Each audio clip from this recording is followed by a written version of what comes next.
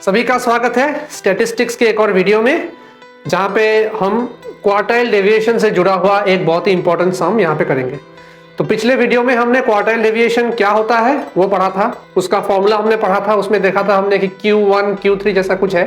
तो अभी Q1 Q3 होता क्या है, उसको कैसे निकाला जाता है और उसको निकालने के बाद हम क्वार्टाइल डेविएशन कैसे निकालेंगे, कौन सा फॉर्मूला यूज करेंगे, वो हम डिटेल्स में पढ़ेंगे। साथ ही हम ये भी सीखेंगे कि क्वार्टाइल डेविएशन निकालने के लिए टेबल किस प्रकार से बनाया जाता है, क्या क्या चीजें चाहिए, कितने कॉलम्स चाहिए। तो जैसे कि आप लोग देख सकते हैं ग्रुप डेटा का क्वेश्चन है ये, मार्क्स और स्टूडेंट से जुड़ा हुआ, यानी कि 0 से 10 मार्क्स मिलने वाले स्टूडेंट्स की संख्या है 6। सिमिलरली 10 to 20 मार्क्स मिलने वाले स्टूडेंट्स की संख्या है 5 and so on up to 60 to 70, यानी कि 60 से 70 के बीच जिनको मार्क्स मिला है स्टूडेंट्स की संख्या है 8। तो हमें निकालना है क्वार्टाइल डेविएशन। तो ये निकालने के लिए सबसे पहले हमें क्या करना पड़ेगा, एक टेबल हमें ड्रॉ करना पड़ेगा, जिस टेबल में आप जैसे देख सकते हो 4 कॉलम्स होंगे। पहले कॉलम में आप क्या लिखोगे, मार्क्स लिखोगे। दूसरे कॉलम में आप निकालोगे मिड वैल्यू, क्लास इंटरवल का मिड वैल्यू कैसे निकालते हैं, lower limit plus upper limit divided by 2। जैसे कि 0 + 10, 0 + 10 कितना हुआ, 10 हुआ, 10 डिवाइडेड बाय 2 करोगे कितना आएगा, 5 आएगा, तो ये 5 है। सिमिलरली 10 + 20 होता है 30, 30 बाय 2 कर दो 15 आएगा।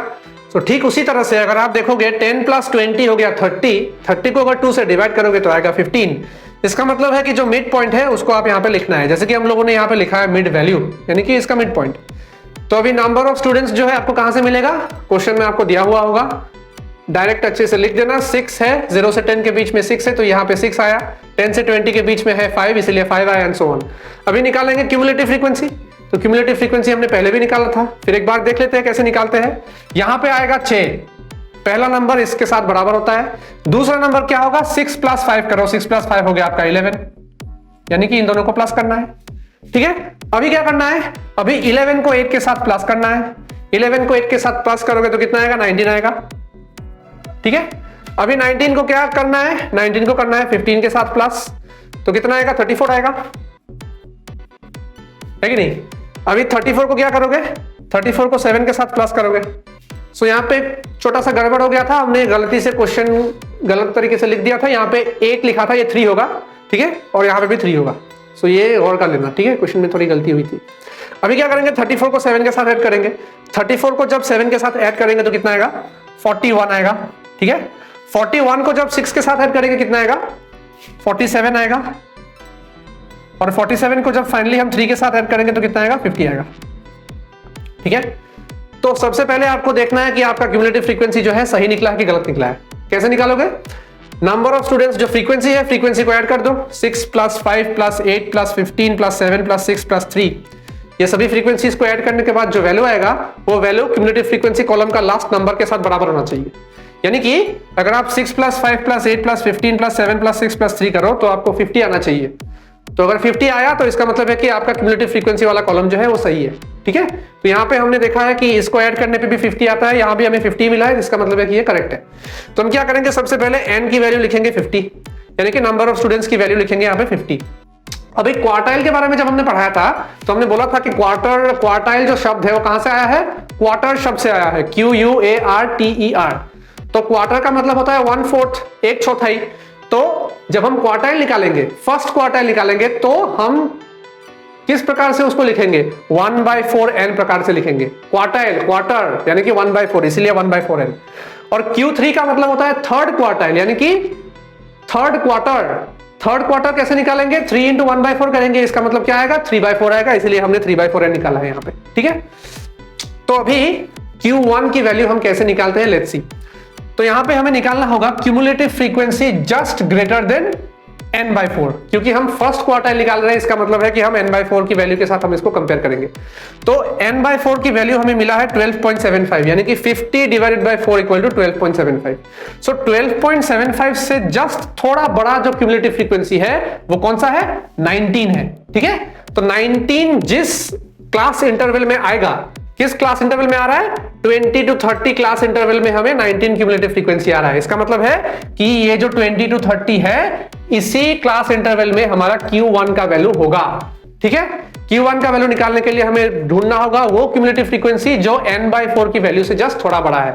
तो यहाँ पे 19 वो क्यूमुलेटिव फ्रीक्वेंसी है और 20 to 30 हो गया आपका Q1 क्लास, यानी कि 20 to 30 के बीच में रहेगा आपका Q1। तो अभी Q1 की वैल्यू हम कैसे निकालेंगे? Q1 की वैल्यू निकालने के लिए हमें ये फॉर्मूला यूज करना पड़ेगा। Q1 का वैल्यू, Q3 का वैल्यू, सेम फॉर्मूला यूज करेंगे हम। देखिए फॉर्मूला क्या है, L plus h/f n/4 minus CF0। ये क्या कहता है?